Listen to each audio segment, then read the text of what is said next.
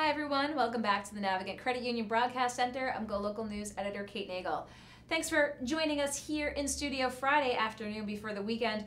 We started off a little lighthearted with some magic tricks from the illusionists up at PPAC. We had Jeff Hobson in, showed us some tricks that show us running through the weekend. One of the things that Jeff could not do, however, when I asked, was make the budget deficit disappear. So I'd like to welcome in Tim Duffy with the Rhode Island Association of School Committees. My pleasure, glad to be here. I appreciate your coming in because we just heard from the governor what she's putting forth for FY19, and you had the breakdown of how that looks and how that impacts school districts.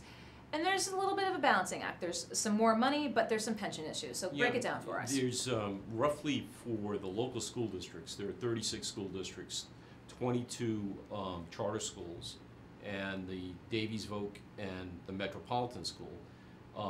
There's about $13.6 million in additional funds. Now that compares to last year, that number was $45 million. So it's been reduced considerably, and that's a result of the fact that the state is experiencing a budget shortfall in the current budget of about $60 million, and in the budget for the upcoming fiscal year in the range of about $200 million. So to get that gap closed, they're making cuts, and it looks like education is essentially going to be level funded this year. Okay, and so that additional 13 over all of those school districts is not a big amount of No, increase. because when you break it out, the school districts themselves will receive about $6.3 million. The charter schools a little more than that, about $7.1 million. We're looking at, as a result of the retirement system changes, an increase of about $7.7 million for local school districts will have to absorb as a result of the changes of lowering the rate of return from 7.5% to 7%. And what did you think of that move? That's been so much in the news right now. I mean, Providence and their retirees are at 8. I mean, what did you think when that was moved from 7, knowing that what you were the cost you were going to take on? We knew that was in the cards, that was going to happen. Unlike Massachusetts, the state funds 100% of the cost of teacher retirement. Connecticut funds 100% of the cost of teacher retirement. That may change in Connecticut. They're facing their own fiscal crisis. But we support at the local level 60% of the cost of the employer share of teacher retirement.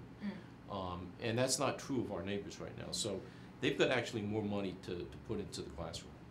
And so when you heard this come out and you heard the level funding, I mean, you're going to be up there all spring at the Assembly. What was your reaction? First, let's talk about the state of the state. Even before seeing the budget, when you heard, we knew it was going to be a difficult budgetary year.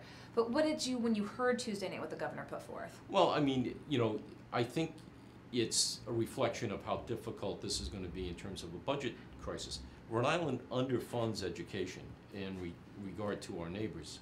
While we have a high per pupil cost, it's relatively low compared to the rest of the Northeast.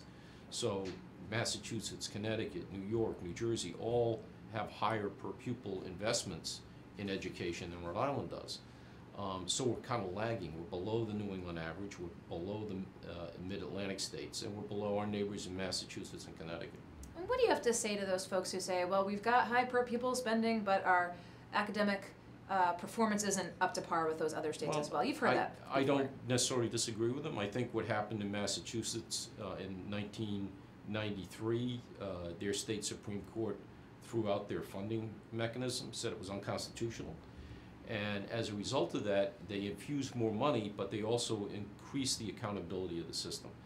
And, we're over 20 years on now, and they have the best education system in the country. So, I mean, it's something that we should aspire to, but if there's a greater investment, then there's going to be greater accountability. So we've heard the governor's proposal transferred to the Assembly. Of course, you're going to be up there. What are going to be the fights? We've seen what she's put forward. Obviously, we have to see what comes out of the House, but what are you going to be advocating for now as it moves through the process? Well, I think we're going to advocate, for more general operations aid for school districts. I mean, I think that's critical, that's essential.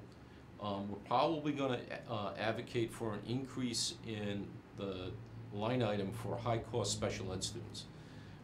It really is something that property taxpayers shouldn't have to bear the cost of educating students, which are essentially really it's a state responsibility. These are the most fragile, most needy students that we have, and it really deserves a state investment to guarantee that they get the services they need.